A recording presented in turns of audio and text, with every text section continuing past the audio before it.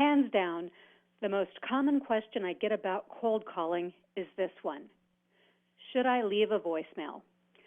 I hear it from sellers I coach in field, from students attending my sales course at UC Berkeley, from both experienced and new hire sales reps who attend my training programs. They all ask, should I leave a voicemail? Well, we'll get to that. But first, I want to give you 20 cold calling tips in 20 minutes. These aren't likely to be the same old tips you've heard before. There are plenty of resources available for the basics. In fact, I've compiled a list of great resources for you. You can find it in the attachment section of your Bright Talk screen, so be sure not to leave without it. But these tips, these lightning speed tips that I'm about to give you, they're from a people-first perspective. Putting people first is what we do.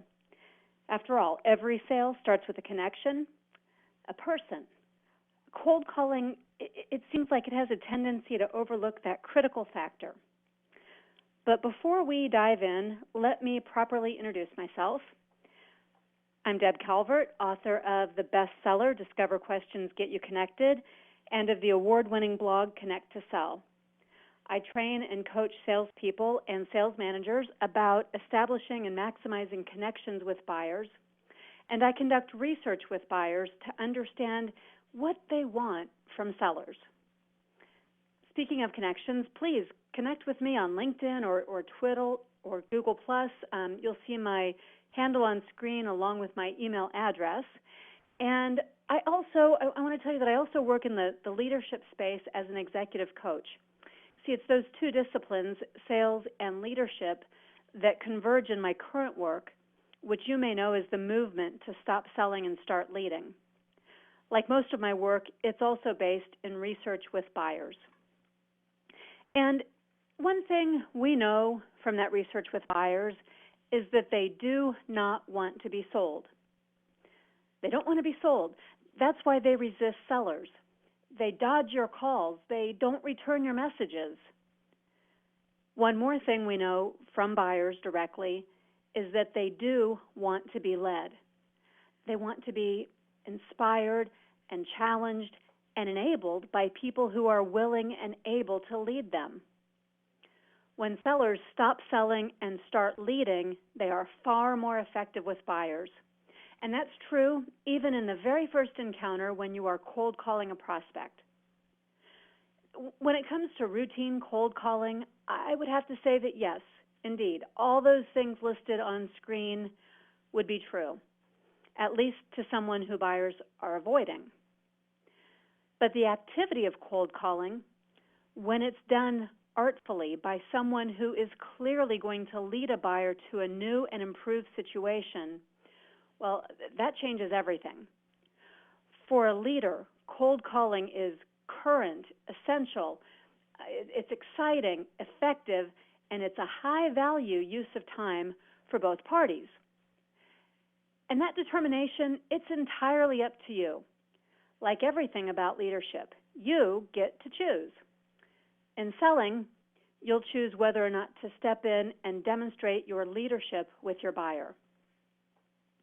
Now, everything I'm saying here, it is all resting on one audacious assumption. And that assumption I'm making is that you have something you can do for the people on the other end of your call. You can help them. You're going to do good for them. In fact, you want to help and you intend to do something good for them. And if that's the case, then go ahead, dive in and do good. Don't ever be reluctant to help people and to make things better for them. With this audacious assumption that you can help them, you're ready to lead. And call reluctance is replaced by your drive, your burning desire to push for positive change. And that's because it won't feel so one-sided. You'll no longer feel like this is all about you. You won't be pushing, pitching, disturbing, annoying, interrupting, or even selling to some hapless sucker who just happens to take your call. Instead, you are about to make someone's life or job or situation better. That's the cure for call reluctance. It's also the mindset that will make you compelling and magnetic in your first encounter with a buyer. And now you're ready. These are 20 tips that apply no matter what happens on the other end of the line. You can use all 20 if you get your prospect to answer, or if you connect with a gatekeeper, and even if you end up rolling over to voicemail. Our first of the 10 tips pertain to setting the right frame of mind. And the first tip to get the right frame of mind is simple. Relax. See, if you're nervous or uptight, your voice will reveal it. So just before you dial, take a deep, calming breath and exhale slowly. This has the physiological effect of soothing you, and it forces you to talk slower and lower. That makes you sound confident. And if your adrenaline begins to race, recenter yourself on the fact that you are here to help someone. You're doing good. You have every right and even a noble purpose to be making this helpful call to offer outreach and support. So relax and keep your mind on your mission. Tip number 2 goes hand in hand with this one. This is about you. If you're sitting at a desk and staring at a computer monitor and that makes you boring and low energy, then don't sit at a desk and stare at a computer monitor. Instead, stand up, walk around a little bit, twirl in your seat, talk with your hands, do yoga poses. Seriously, do whatever you need to do in order to be comfortable so that you can be engaging. And so what if the people around you in the office are watching? Who cares? If you're more effective because you shimmy and sway while talking to buyers, then no one will be laughing for long. Of course, you can't disturb others in your workspace, so do be thoughtful, but don't let those artificial constraints prevent you from being comfortable and natural in your conversation. You can't lead without energy, so get moving if you need to.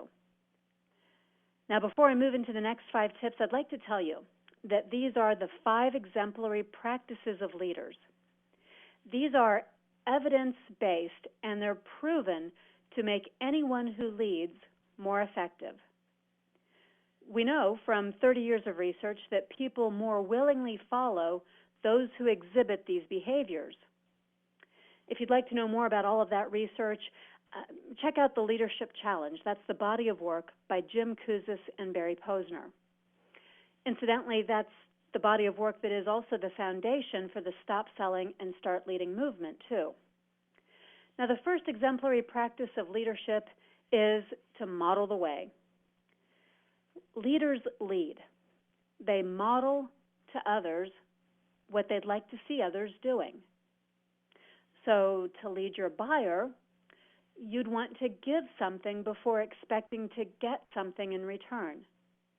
This is called the law of reciprocity, and it's very powerful, and it's very easy to access and utilize in a cold call. It might sound something like this.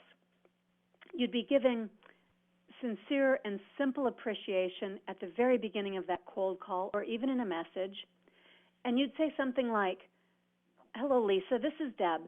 Thank you so much for taking a few seconds with me today." That simple act of expressing genuine appreciation would now earn me some additional time with Lisa.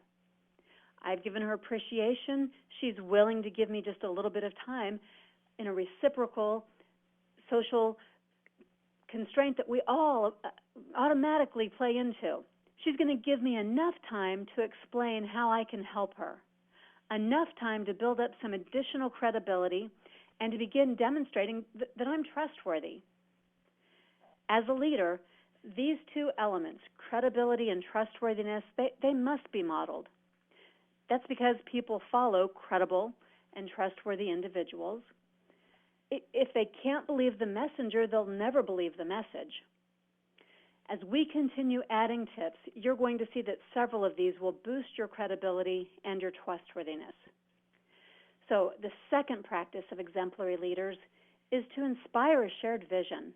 And this is vastly different from what most sellers do. Think about the stereotypical seller. Sellers pitch. And when hyped up sellers cold call, they pitch in nonsensical ways, rapid fire, to try to cram it all in before the prospect grows impatient. Well, that's not what leaders do.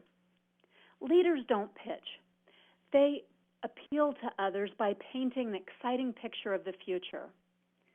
They don't offer some one-sided view of their own preconceived vision. Instead, they gather enough information to make it a shared vision, one that a buyer can see himself or herself in. Leaders who are helping people show them how their own long-term interests can be realized in that shared vision. Leaders, they speak with genuine conviction about the higher meaning and purpose of their work. For them, it's not about selling something. It's about offering those exciting possibilities to someone who can truly be helped. The third exemplary practice of leaders is to challenge the process. You know that buyers want this. You've already heard about the challenger sale. The behaviors recommended there are not your typical selling behaviors. Those are leadership behaviors. And to be effective in cold calling, you have to immediately challenge a buyer to think bigger, to stretch beyond the status quo. That may mean stretching and challenging yourself, too. It will feel risky at first to experiment with these tips. But what do you have to lose? You might just be surprised by how refreshing your buyers are viewing your challenging of the process. Because what you're challenging is that very same stereotypical selling that they would do almost anything to avoid. All right, so let's move on to the fourth practice of exemplary leaders, and that is to enable others to act. This is a big one. Buyers are very, very clear about what they want in this regard. Let me quote two authors, Prahalad and Ramaswamy, in a book they wrote called The Future of Competition, Co-Creating Unique Value with Customers. It succinctly sums up what buyers are responding to. They say, we're entering a bottom-up economy in which consumers will migrate to businesses that allow them to be participants in the process of creating what they want. Think about that. To be participants in creating what they want, we have to make space for our buyers so they can collaborate with us. We can't pre-formulate and deliver insights unilaterally.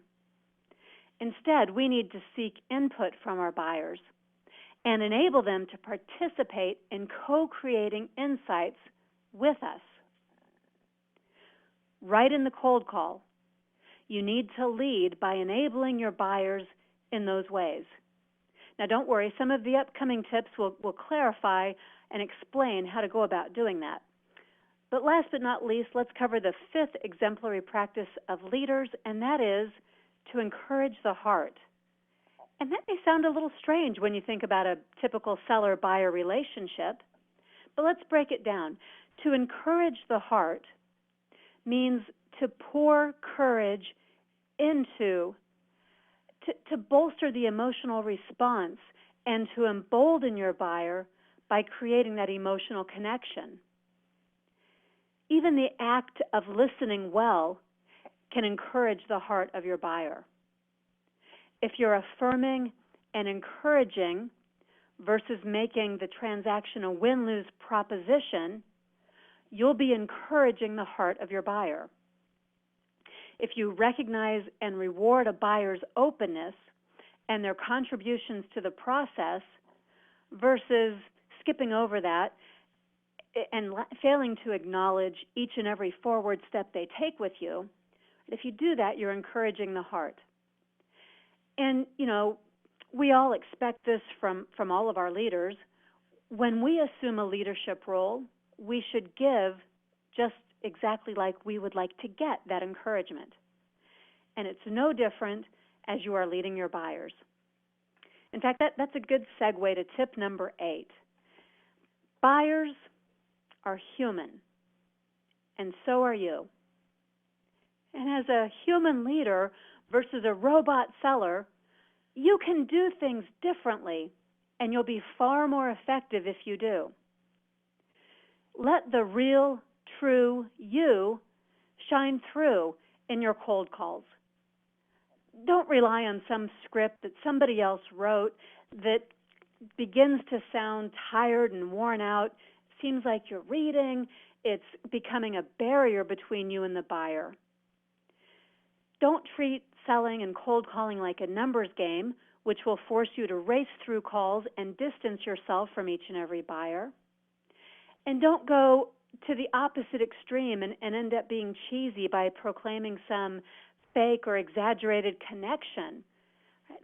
All of that feels inauthentic. It doesn't feel like it's coming from a real live person, a human.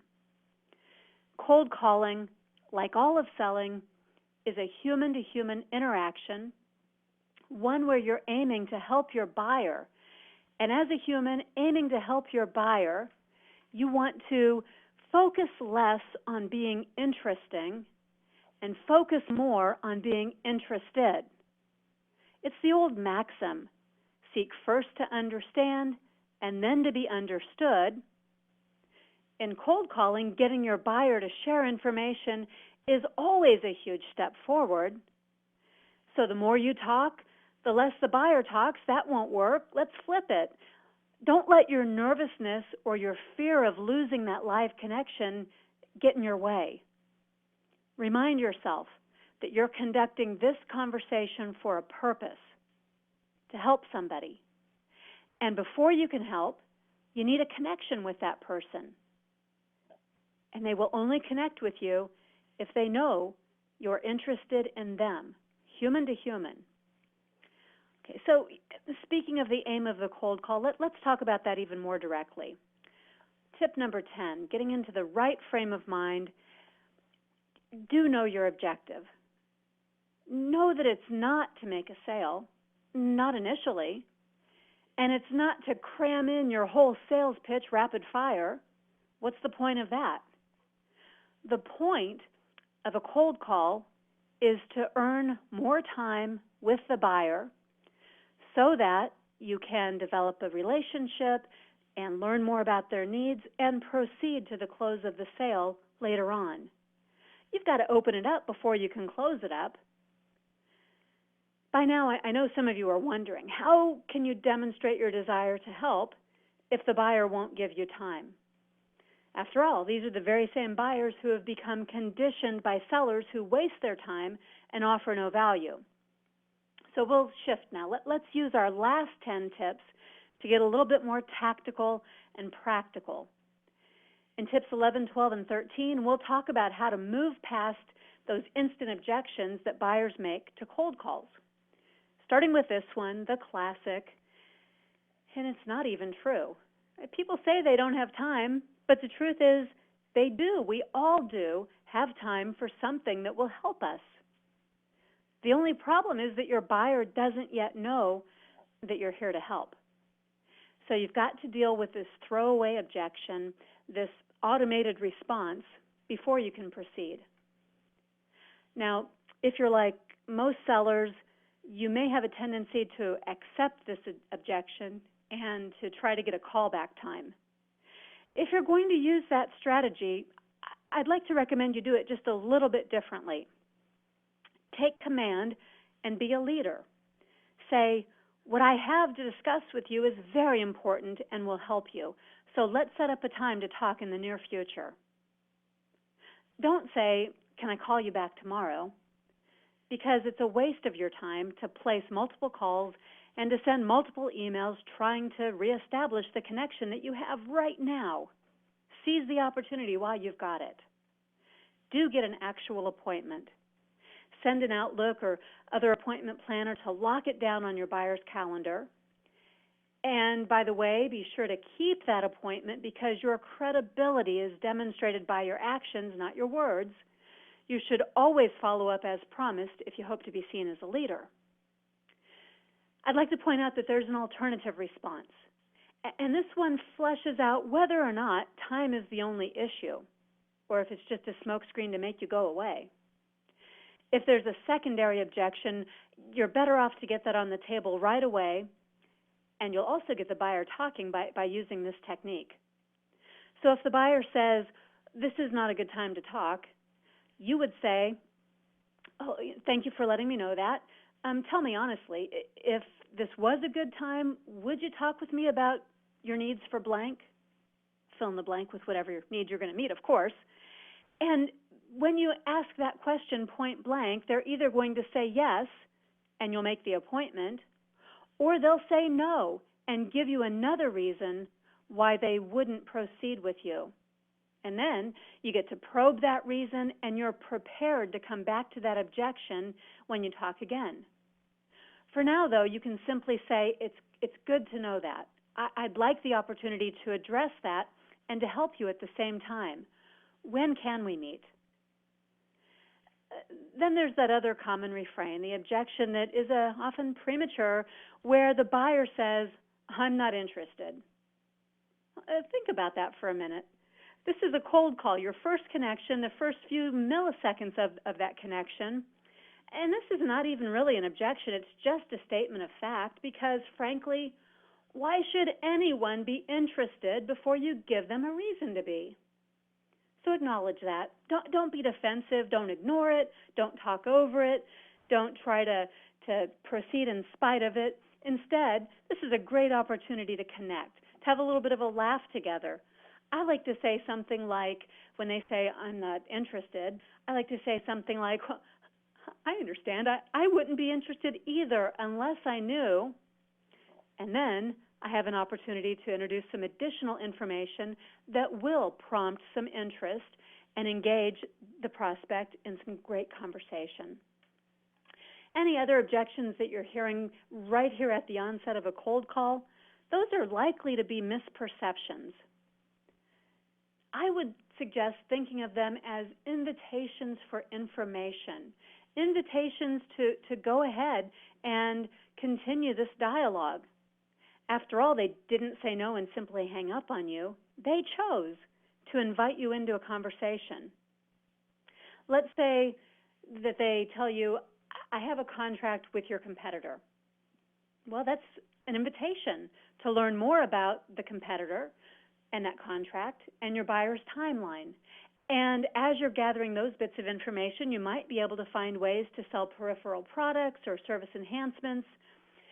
You'll be gathering information. You'll be connecting. You'll be demonstrating your leadership throughout all of that conversation. See, objections are openings. And you want to walk through that open door to have a real conversation. So use every objection. It's a green light, not a red light. And as you're doing that, conversationally and with great interest, you are beginning to make your prospect think more expansively. What you're doing is creating value out of thin air. And this is a big deal. See, buyers want to meet with people who help them pause, reflect, reconsider, and think. According to buyers, this is one of the highest value activities they can do with a seller, including in a cold call. And this is what leaders do. Leaders create value out of thin air just by virtue of those conversations that are challenging and enabling to others. The result of your leadership behaviors is value creation that buyers recognize and reward by spending more time with you and trusting you. And the fastest way you create value out of thin air is largely by asking quality questions. Quality questions, not fishing expedition questions, not canned needs assessment questions, but genuine, purposeful questions that are often unexpected, questions that will create value in a moment. Be sure to download the list of sample questions I've provided for you there in the attachments on your bright screen. Those are field tested. They're effective. These questions, I selected those because they are questions that buyers have specifically called out when I've debriefed with them after sales calls, and buyers viewed these in a favorable way. These questions are all used in cold calling with the very first connection, and they're just a sample of the kinds of questions and techniques you'd find in my book, Discover Questions Get You Connected. The book is available on Amazon if you want to go deeper and develop question skills that can connect you with buyers all throughout your sales process. But here in the cold call, don't neglect to ask quality questions and create value. And when you do that, there are two companion behaviors that are needed. The first is your focus, your dedicated focus on the buyer. Don't try to fool anybody. Just because you're on the phone and they can't see you doesn't mean that they won't pick up on it if you're not fully tuned in. On the phone, it's even more important to stay completely in the moment and to listen carefully for the cues that are coming through, since you can't use the visual cues that you'd otherwise have. You've got to work to be engaged and to be engaging, and that only happens if you fully focus on the person on the other end of that call. By the way, if you'd like to subscribe to this Bright Talk channel, you'll find that there's a previous webinar all about the myth of multitasking, and it gives you lots of information about how to focus in a way that will be very, very meaningful and productive for you.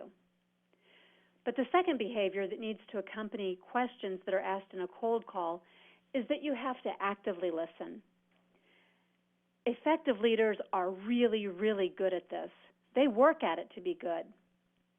At a minimum, because you're fully focused, as you are actively listening and you're using all your brain power to process what you're hearing, at a minimum, be listening beyond the content of what your prospect is telling you. Listen for the feeling, the subtle cues that would signify there's some kind of feeling or emotion behind what they're saying, that something is really stressful to them or a burden, or that something's actually really making them kind of nervous about it, or that there's some sort of gravity or weight to what they're saying. Listen for the feeling. And listen also for what's different. See, you walked into this call with certain expectations. Rather than pouncing when anything that's said suggests that your expectations might be accurate, instead, don't pounce. Listen instead for what's different, for what you didn't expect to hear, for those clues and cues that make you curious. And as you're staying in the moment, that's where you would probe. Now, as we get to our last couple of tips for cold calling, let's talk specifically about gatekeepers. And then we'll come back to that question about whether or not to leave a voicemail. By the way, everything we've already talked about can also be used with gatekeepers, but I find there's something extra here. People in these roles, they tend to be highly accustomed to helping others. Many have a service orientation, and they enjoy being able to support others. If you tap into that desire to help, you might get farther with a gatekeeper. You may end up both being helped and developing an internal ally because of your willingness to help. It's reciprocal.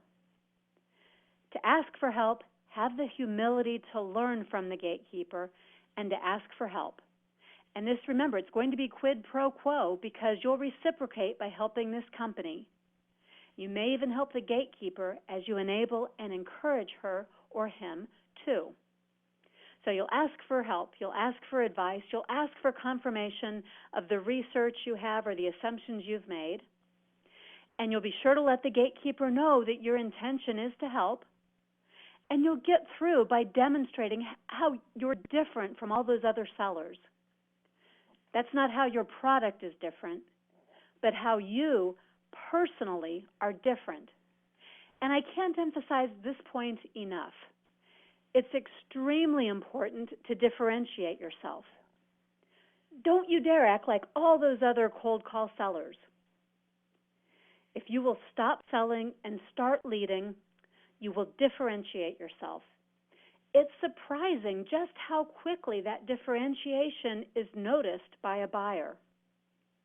When you step fully into your role as a leader, you'll exude confidence, and your intent to help will be telegraphed in a myriad of unspoken ways. As a result, you won't be dismissed like all the other sellers who are seen as interruptions and even nuisances.